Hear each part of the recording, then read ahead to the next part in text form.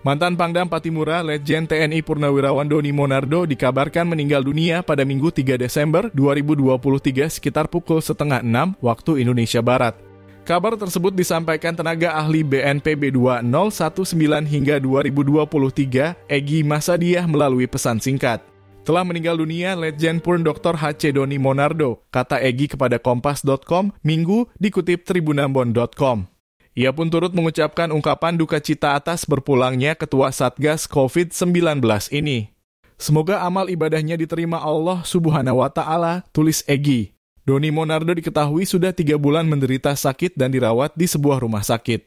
Hal ini terungkap melalui sebuah video adik kandung Doni, Ogi Rulino. Kami sebagai adik kandung Letjen TNI Purnawirawan Doni Monardo ingin menyampaikan keadaan Bapak Doni Monardo pada saat ini, kata Ogi dalam video yang diterima Kompas. Jumat 22 September 2023 malam. Benar bahwa Pak Doni Monardo sedang dirawat secara intensif di suatu rumah sakit di bawah pengawasan tim dokter, lanjut dia. Selamat jalan penggagas emas biru dan emas hijau di Tanah Maluku.